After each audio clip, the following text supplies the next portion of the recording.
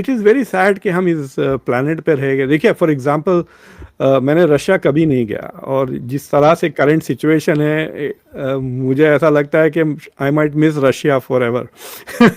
But Russia में बहुत Kazan, जहाँ पे अभी जो ब्रिक्स का समिट हुआ था रशिया में, आपको याद है, जहाँ मोदी की मुलाकात हुई, काजान में एक ब्लू रंग की मस्जिद है, आप देखें। वो मेरी it is in my bucket list कि मैं मुझे वहाँ जाके नमाज पढ़ूँ, नमाज पढ़ाना चाहूँगा मैं, या खुतबा देना चाहूँगा अगर दे अलाउ मी। कई जगहों पे मुझे अलाउ भी किए हैं, फिनलैंड में भी खुतबे दिए मैंने, फिलीपींस में भी दिए हैं मस्जिदों में। बट द पॉइंट इज़ के हाउ सैड थिंग कि आप इस सरजमीन पर 70 साल गुजार दें, 60 साल गुजार दें, and not get to see it also. लेकिन अगर आप पाकिस्तान में कहेंगे कि लोग बाहर जाएं, दूसरों से मिलें और घूमें, तो मैं कभी कभार अगर कुछ सिटीज में गई भी हूँ और लोगों से मिली हूँ, तो लोग इतने परेशान, इतनी तकलीफ में है कि अब से वो भी नहीं बर्दाश्त होता। मतलब मेरे जैसे लोगों से तो नहीं होता, मुझे फिर समझ नहीं आती मैं इनके लिए क्या कर दूं या क्या कर सकती हूँ। जाहिर है लिमिटेड सी मेरी एक इनकम है, या लिमिटेड सी मेरी भी अपने लिए चीजें कम है, तो वो फिर आपको अच्छा फील नहीं होता। आपको जैसा आप बाहर निकलते आप और टेंशन में होकर बाहर घर वापस आते हैं। हाँ, ये जरूर होता है, घर आके आपको लगता है कि आप बहुत बेहतर रह रहे हो, और वो जो आपने रोना पीटना शुरू कर रखा है वो बंद कर दो, ये जरूर होता है। तो दिल्ली में मैं एक बार मैं ऐसी कोई गाड़ी लिया, तो बात लोग थोड़े बदमाश हैं, दे वांट कैश पेमेंट। वो उबर है लेकिन they don't want to use the Uber system, क्योंकि वो कह रहे हैं कि उबर को पैसे देना पड़ेगा साहब मुझे, आप मुझे प्लीज़ कैश दे दें। तो मेरे पास कैश था। तो जब मैं वो जगह पे पहुंचा तो आई रियलाइज कि मेरे पास सिर्फ 1000 रुपये का नोट है, और वो सिर्फ 180 रुपये कुछ हुई थी बिल।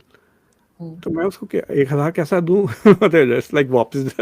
तो even though that 1000 is not really much, वो $10 ही है, लेकिन उसको मैं 1000 रुपये तो देने के मूड में था नहीं, राइट।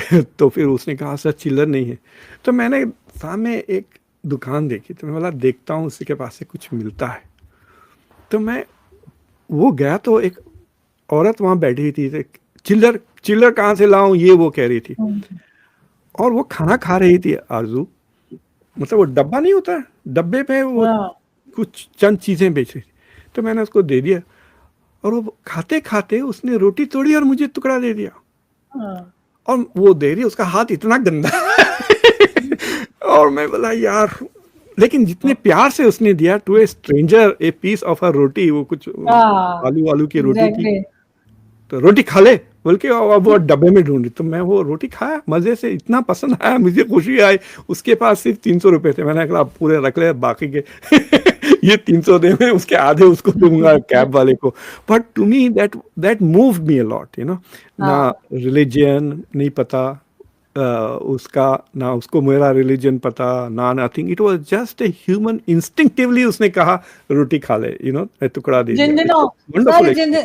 सर जिन दिनों आपको याद है हमारे यहाँ एक श्रीलंकन सिटीजन को जिंदा जला दिया था पाकिस्तान में। तो उस वक्त उसके कुछ दिन के बाद ना मैं गई दुबई, तो वहां पे होटल में मेरा रूम सर्विस के लिए जो आया लड़का, तो वो मेरा रूम ठीक ठाक कर रहा था। तो मैंने उससे वैसे ही पूछा कि ऐसे कोई टीनेजर सा लड़का था, तो मैंने उससे वैसे ही पूछा कि कहाँ से हो, तो वो कहने लगा श्रीलंका।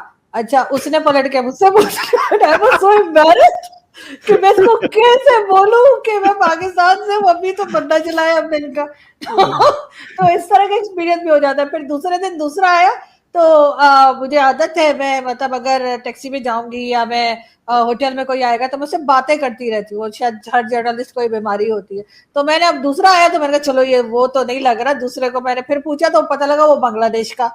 वो भी मुझे पूछने लगा बांग्लादेश वालों के साथ हमने क्या किया था, वो भी हमें अच्छे से याद है। तो अब मैं कोशिश कर रही हूँ कि मैं लोगों से ना पूछा करूँ इश्यूज से कि कहाँ के हो, क्योंकि जब हमें बताना पड़ता है तो इट्स वेरी एम्बैरेसिंग। मेरी जनरेशन के लिए तो बहुत ही एक एम्बैरेसिंग सी सिचुएशन आ जाती है। श्रीलंकन हमने जला दिया, बांग्लादेश में हमने क्या मार कुटाई और क्या कुछ नहीं किया, और इस वक्त जो कुछ हम कश्मीर में कर रहे हैं, उस जमाने में जब कैमराज हैं, मोबाइल्स हैं, सब कुछ है, तो सोचे जब ये चीजें नहीं थी तब क्या हुआ होगा 71 में। उनको कहा था कि भाई इंडिया को चाहिए कि पाकिस्तान को अडॉप्ट कर ले, and treat Pakistan like an unruly teenager, and try to like make it more mature.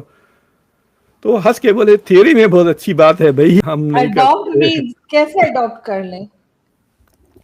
C that is the whole thing, क्योंकि पाकिस्तान को एज ए कंपेटिटर देखता है India, and India should stop looking at Pakistan as a challenger या competitor. India needs to look at the region.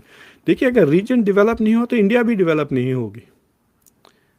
देखिए, आप गंदे महल में महल नहीं बना सकते, वो अंबानी ने बना ली जाके वहाँ पर, but it's a different thing. आपके घर बना लिया आपने, घर रोडे नहीं है घर के लिए जाने के लिए, फिर क्या करोगे आप, राइट? घर के बाहर निकल गए, डर्टी स्मेलिंग पॉन्ड्स, ये गंदगी.